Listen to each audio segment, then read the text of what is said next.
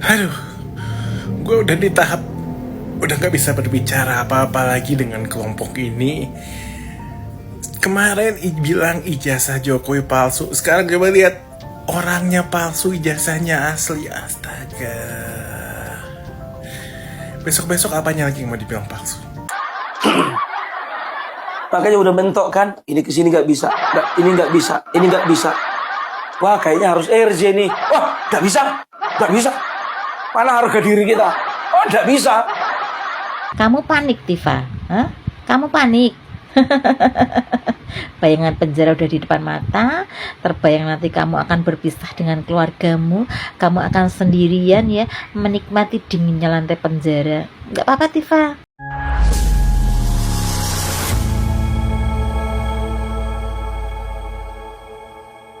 Assalamualaikum warahmatullahi wabarakatuh, saudara-saudaraku sebangsa dan setanah air. Dimanapun kalian berada, semoga kalian selalu dalam kondisi sehat walafiat. Berjumpa lagi dengan saya di Gaspol Update. Kami bukanlah buzzer pihak manapun, kami hanya menyajikan keputusan ada di tangan Anda. Teman-teman, ini ada video yang menurut saya cukup menarik ya, yakni tentang si dokter mangkrak ya, yang makin kesini semakin terdesak dan makin terlihat sedeng gitu ya, alias sinting. Berbagai cara sudah dia lakukan ya untuk lari dari jerat hukum atas kasus tuduhan ijazah palsu Jokowi, tetapi faktanya sampai hari ini hasilnya jong. Dan terbaru nih upaya si dokter mangkrak melarikan diri dari jerat hukum. Dia menyebut bahwa ijazah Jokowi tidak palsu, ijazah Jokowi itu asli ya. Hah? Kaget ya teman-teman ya, sama saya juga kaget gitu loh. Bahkan dengan terang-terangan dia menyebut ya dalam sebuah tweetan yang dia buat di salah satu media sosial ya. Dia menyebut bahwa ijazah Jokowi itu asli, tapi yang palsu adalah orangnya. Aduh, mangkrak. Mungkin dia mengira ya dengan menyatakan demikian, yaitu ijazah Jokowi asli, maka dia akan bisa lepas dari tuduhan ijazah Jokowi palsu.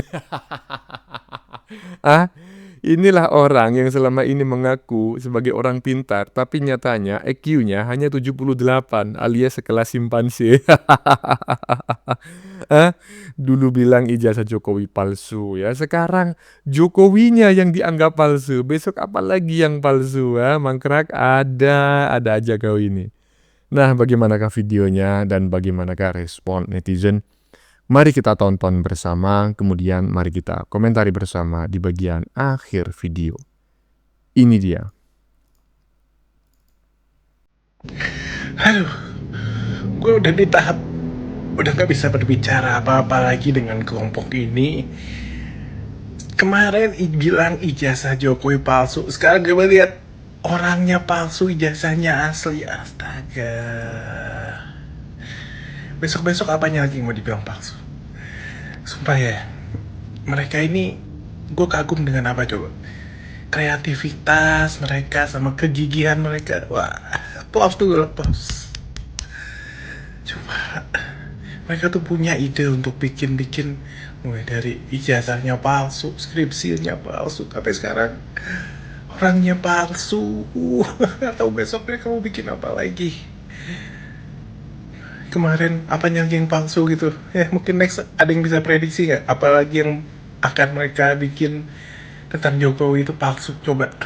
Nah, apa yang saya bilang di opening tadi, udah nggak habis pikir ya, bukan hanya saya, netizen yang lain juga habis pikir, nggak ngerti bagaimana pola berpikir mereka. Semuanya dianggap palsu tetapi bertahap ya. Ini adalah salah satu indikasi bahwa seseorang tersebut kalau tidak mengalami gangguan kejiwaan ya penipu gitu ya. Jadi awalnya bilang A, ketika A itu dibantah dia bilang B, ketika B dibantah dia bilang C. Nah, ini hanya ada dua. Kalau tidak penipu maka orang ini adalah mengalami gangguan kejiwaan. Dan terbaru ya, ternyata menurut si dokter mangkrak itu ya, dirinya tidak pernah menyaksikan ijazah Jokowi itu palsu. Ijazahnya asli, yang palsu orangnya. Ada aja. Lanjut. Ketakutan atas pembuktian terhadap kehasilan ijazah ini, mereka buru-buru Kamu panik, Tifa. Hah? Kamu panik. Bayangan penjara udah di depan mata, terbayang nanti kamu akan berpisah dengan keluargamu, kamu akan sendirian ya, menikmati dinginnya lantai penjara. Nggak apa-apa, Tifa. Kamu kan Wonder Woman ya kan? Semakin aku melihat kamu tuh panik teriak-teriak gitu, aku semakin puas ya. Apalagi nanti kalau beneran kamu udah pakai rompi oren ya, entah kamu nanti dipakein rompi oren atau rompi apa, atau rompi kuning. Pokoknya capek kalau ngomongin kalian ya. Bener, kami tuh jenuh ya ngikuti berita-berita tentang kalian tuh, bener-bener jenuh ya. Hah? Makanya ya, ini pembelajaran buat kalian. Kalau kalian tidak mau disenggol, jangan nyenggol duluan. Kalau kalian tidak mau diusik, jangan mengusik duluan. Ya, betapa Pak Jokowi itu orang yang amat sangat sabar menghadapi kalian ya. Sedikit pun tidak ada kata-kata cacian untuk kalian. Tidak ada kata-kata umpatan untuk kalian. Mana? Nggak ada kan? Orang sesabar itu kalian zolimis demikian rupa ya. Ingat loh. Ingat ya. Bukan nanti Pak Jokowi yang membalas, tapi yang Maha Kuasa yang membalas kalian. Tunggu aja ya. Hah? Tunggu aja apa yang akan nanti kalian terima. Hati-hati kalian. Orang yang sabar, orang yang baik ya, orang yang sudah berjasa buat rakyat ya. Kalau kalian tidak merasakan jasanya Pak Jokowi, terserah. Tapi banyak rakyat yang merasakan betapa beliau sangat berjasa. Pokoknya aku berharap yang terbaik buat Pak Jokowi, dan kalian segera menerima apa yang sepantasnya kalian terima. Iya, saya berharap yang terbaik untuk si dokter mangkrak. Loh, kok begitu Bang? Lah iya, yang terbaik apa Bang? Mendekam di balik jeruji besi bersama CS-CS-nya. Hah? Aduh, kata netizen barusan, gemetaran ya, takut ya. Ya iyalah ya. Gimana nggak takut? Awalnya kan sok-sokan, ya kan? Ini orang kan sebetulnya ya, si dokter mangkrak maksudnya. Ini adalah seorang dokter ya. Ya saya akui aja lah dokter, karena saya nggak tahu. Dia kalau saya mengatakan dia dokter palsu, nanti beneran dia lulus. Ya, tapi yang jelas, penilaian saya secara pribadi ya, ini memang seorang dokter mungkin saja gitu ya. Tetapi sebetulnya IQ-nya di bawah rata-rata. Maka harus dipertanyakan juga dia kuliah di mana. Kok bisa-bisanya lulus kedokteran? Dia menyangka dengan menuduh ijazah Jokowi palsu, Jokowi tidak akan pernah melakukan serangan balik dan Jokowi tidak pernah bisa membuktikan. Nah ini kan ciri-ciri bahwa ciri-ciri seseorang dengan tingkat intelijensi di bawah rata-rata gitu. Dan sekarang terdesak ya, akhirnya melarikan diri. Lanjut. saya terima kasih sekali Prof Din karena berkenan untuk memberikan. Kemarin-kemarin nantangin, minta dipolisikan, ayo diproses, ayo buktikan. Setelah diproses jadi tersangka, minta diberhentikan. Waduh, ini ngeri nih, semakin hari semakin ngeri.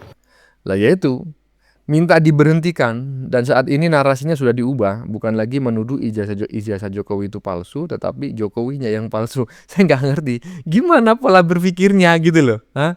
Gimana coba pola berpikir mereka yang menyatakan bahwa ijazahnya ternyata sekarang asli, yang palsu adalah Jokowinya. Saya nggak ngerti gitu loh, ini orang waras atau gimana gitu. Dan sekarang juga meminta bantuan si Bahadur ya, untuk menyatakan bahwa penersangkaan dokter mangkrak dan kawan-kawan itu melanggar, merupakan kezoliman dan melawan nilai-nilai agama. Lanjutlah, no comment.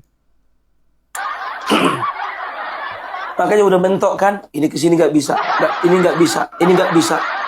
Wah kayaknya harus RJ nih. Wah nggak bisa. Mana harga diri kita? Oh nggak bisa. Yaudah kalau kayak gitu kita bikin surat permohonan aja, loncat aja langsung SP3.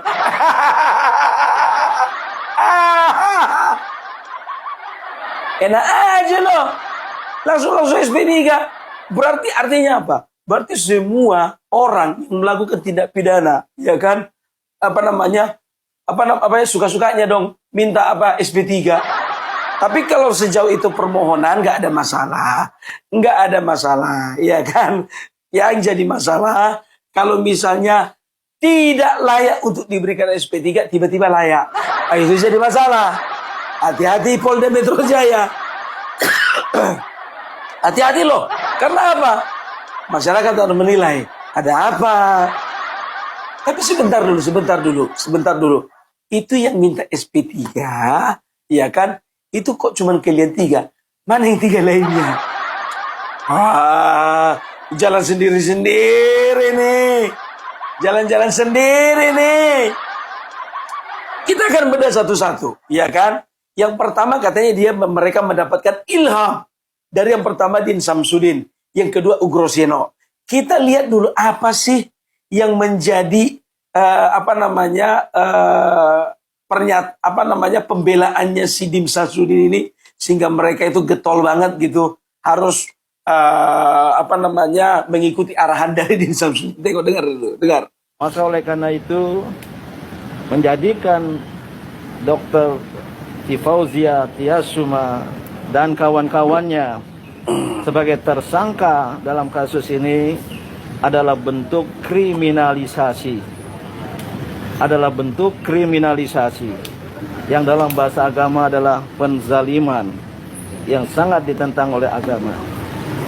Seyogianya kasus ini dari awal diselesaikan secara berkeadilan, imparsial, transparan, membuktikan betulkah atau tidak ijazah yang dipakai itu palsu. Itu saja. Itulah yang harus dilakukan terlebih dahulu. Maka keahlian saya menyatakan dari sudut politik, etika dan moral, penersangkaan terhadap Dr. Fauzia Tiasuma dan kawan-kawannya itu adalah batal demi nilai-nilai etika, kebenaran dan keadilan. Itulah yang saya sampaikan. Kalau menurut nilai-nilai agama, Pak, ya nggak semua nilai-nilai agama bisa diterapkan di dalam hukum. Nggak bisa, Bapak. Seperti contohnya ada nilai-nilai agama, memaafkanlah. Sebab memaafkan itu, ya itu adalah sesuatu hal yang berharga. Nggak bisa. Seorang pembunuh dimaafkan begitu aja nggak bisa. Seorang pemfitnah dimaafkan begitu saja nggak bisa. Seorang yang mencemarkan nama baik orang lain dimaafkan begitu saja nggak bisa. Karena apa? Harus ada efek jerah. Karena begini, mereka tidak melakukan sekali, habis itu selesai. Ya, tapi mereka melakukannya berulang-ulang kali selama setahun. Kalau bicara etika dan moral, Bapak cocoknya negor itu si Tifa. Bapak tegur mereka. Mana suara Bapak ketika mereka mengunjungi makam Ibunda Bapak Joko Widodo? Mana suara Bapak? Apakah itu sebuah kepantasan? Di dalam agama bagaimana? Orang mati diikut-ikutkan di dalam permasalahan orang hidup. Nggak boleh. Tapi Bapak seorang ahli agama. Tapi hanya berlaku nilai-nilai agama hanya untuk orang yang Bapak senangi. Tidak berlaku umum. Tapi ketika kezoliman ditimpakan kepada Bapak Joko Widodo, kemana suara kalian? Gak usah begitu, Pak. Berkeadilan, norma, etika. Apa mereka berkeadilan? Apa mereka punya norma? Apa mereka punya etika? Etika apa itu? Banyak hal-hal yang bertentangan yang mereka lakukan. Itu loh, selalu mencari-cari kesalahan. Nggak dapat kesalahan yang satu, ya kan dipatahkan, cari lagi yang lain. Dipatahkan lagi, cari lagi yang lain. Dipatahkan lagi, cari lagi yang lain. Anda itu harusnya menegur Rosuryo, Rismon, dan juga Tifa. Itu baru betul. Itu yang baru betul. Ini enggak. Begitu mereka akan dikenai sanksi, dikenai sanksi hukum, kalian bilanglah dikriminalisasi. Nggak bisa begitu. Nggak bisa, Pak. Nggak bisa. Nah, rasain lu ya. Bagus Bung. Hah? Saya mendukungmu. Ya semprot itu yang namanya si Bahadur itu. Apa itu? Tokoh agama apa tokoh bangunan gitu kan? Yang mana sih Bang? Nggak tahu saya. Saya kan menyebut Bahadur ya. Saya nggak menyebut nama orang. Aduh.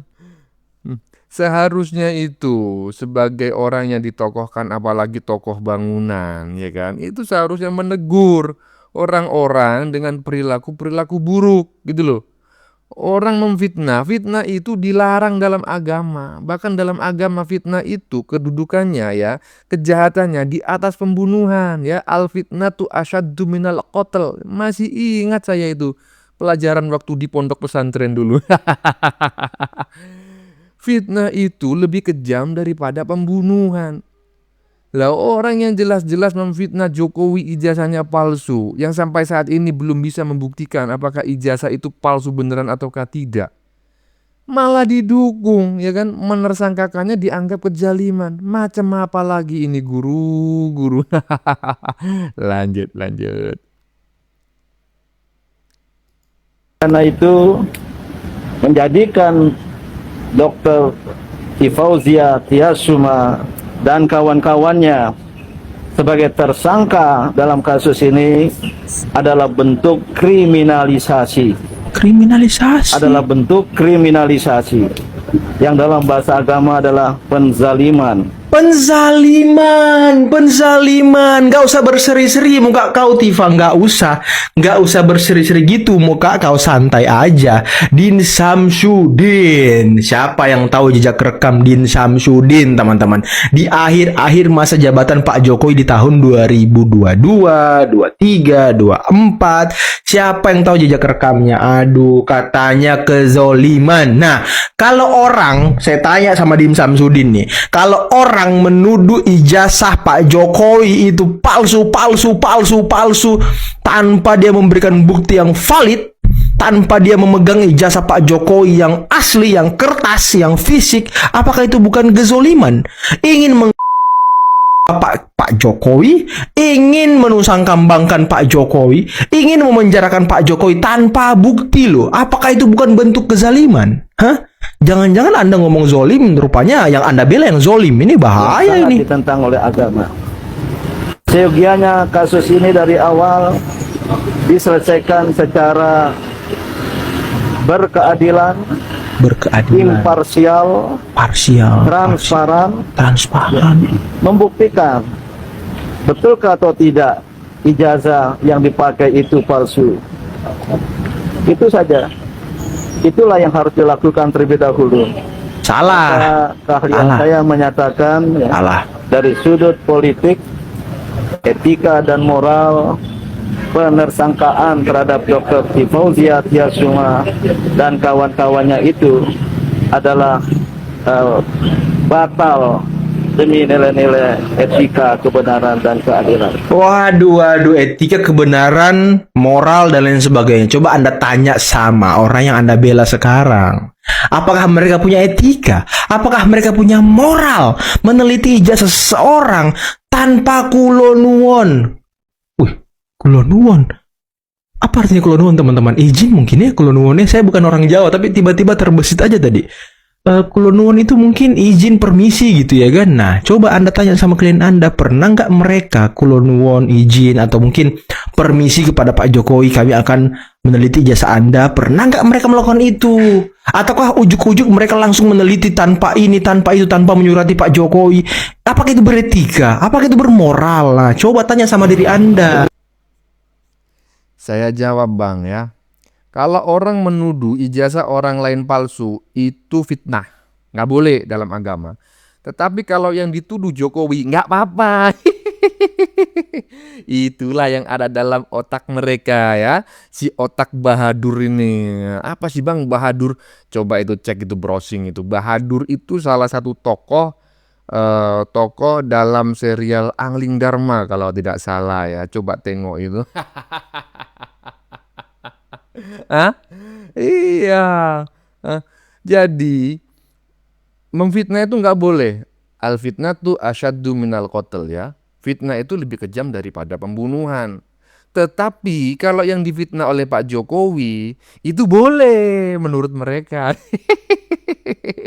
Dasar bahadur kau, lanjut. Saya nyatakan bahwa ketersangkaan itu atau penersangkaan itu tidak sesuai dengan nilai-nilai etika, moral maupun hukum dan politik yang saya pahami.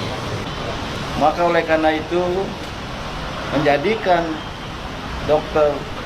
Fauzia Tiasuma dan kawan-kawannya sebagai tersangka dalam kasus ini adalah bentuk kriminalisasi. Adalah bentuk kriminalisasi yang dalam bahasa agama adalah penzaliman. Penersangkaan Dr. Tiva, Rismon dan Roy Suryo itu bukan kriminalisasi ataupun penzaliman terhadap mereka. Ya. Sebagaimana yang Anda katakan bahwa itu kriminalisasi dan penzaliman. Sebelumnya Anda bilang bahwa penersangkaan itu tidak sesuai dengan etik, moral, hukum dan politik yang Anda pahami. Kira-kira etik moral yang Anda pahami itu yang bagaimana? Kita berbicara tentang etika moral, pada hakikatnya membicarakan kebaikan. Pertanyaan saya, dari sudut pandang etika moral tadi, jika ada orang yang bernarasi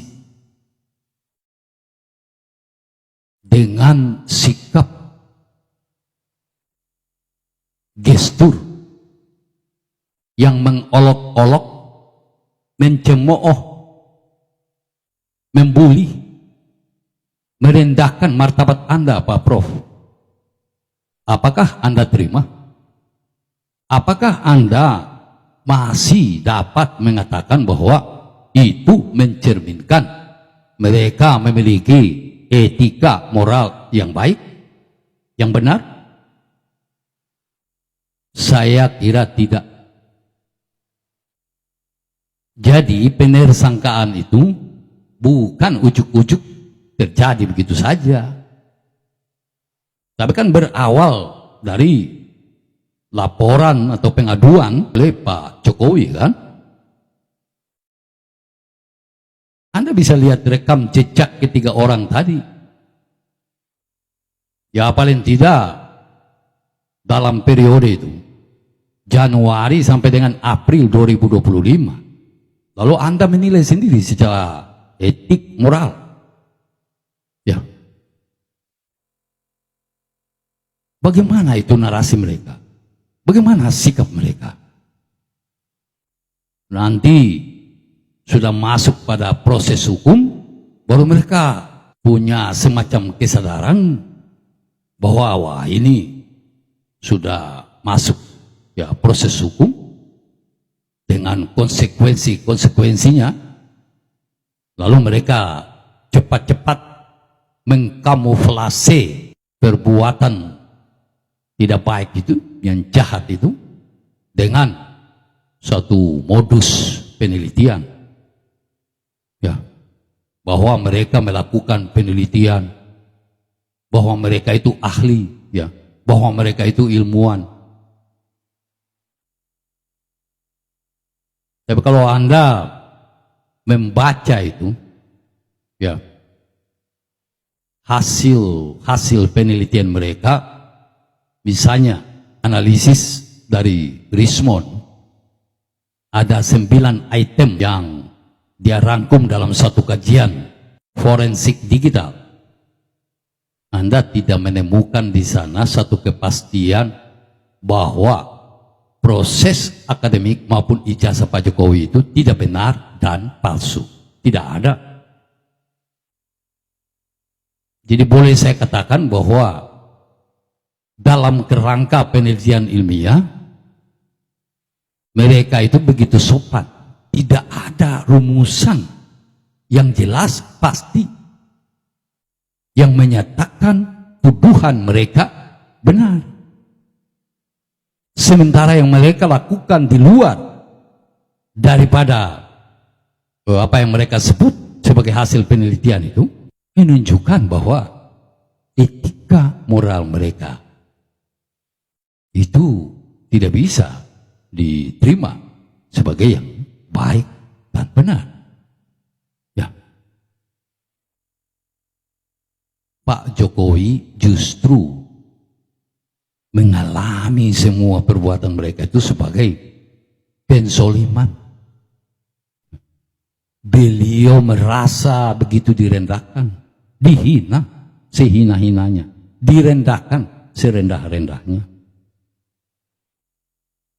Ijazah yang beliau pegang itu, setahu beliau asli, sah.